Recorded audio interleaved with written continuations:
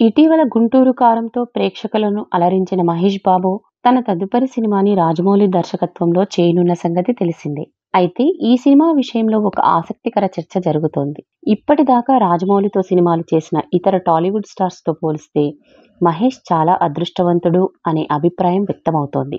Star హీరోలకి సమానమైన craze దర్శకుడు రాజమౌళి సొంతం. ఆయన నుంచి సినిమా వస్తుందంటే హీరో ఎవరనే దానితో సంబంధం లేకుండా ప్రేక్షకులు థియేటర్లకు క్యూ కడతారు.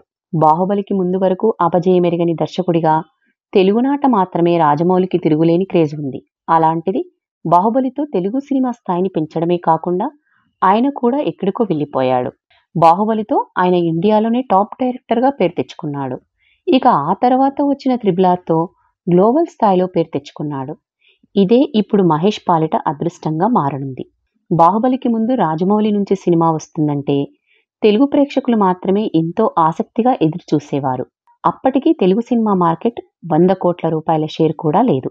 అలాంటిది 100 కోట్లకు పైగా బడ్జెట్‌తో ప్రభాస్ హీరోగా రాజమౌళి సినిమా ప్రకటన వచ్చినప్పుడు అందరూ ఆశ్చర్యపోయారు. కానీ ఆ సినిమాతో అందరి అంచనాలను తలకిందులు చేస్తూ సంచలనాలు సృష్టించాడు రాజమౌళి. దీనితో ఆయన పేరు నేషనల్ వైడ్‌గా మారుమోగిపోయింది. 'బాహుబలి' దెబ్బకి రాజమౌళి తదుపరి చిత్రం 'త్రిబుల్ ఆర్' కోసం దేశవ్యాప్తంగా ఎదురుచూశారు. అయితే ఈ సినిమా ఊహించని విధంగా ప్రపంచ స్థాయిలో సత్తా చాటింది. హాలీవుడ్ సెలబ్రిటీలు కూడా ఈ సినిమాను చూసి ఫిదా అయ్యారు. దీనితో 'బాహుబలి' తర్వాత రాజమౌళి సినిమా కోసం దేశం ఎదురుచూస్తే 'త్రిబుల్ ఆర్' తర్వాత ఏకంగా ప్రపంచం ఎదురుచూస్తుంది. అలా ఏకంగా ప్రపంచం ఎదురుచూస్తున్న ప్రాజెక్ట్‌లో మహేష్ హీరోగా నటిస్తున్నాడు.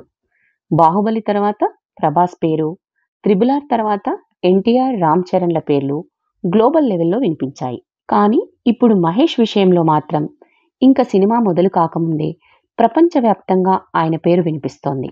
ఇక మూవీ విడుదలై విజయం సాధిస్తే మహేష్ మరెవరూ అందుకోలేని స్థాయికి వెళ్తాడు అనడంలో సందేహం లేదు.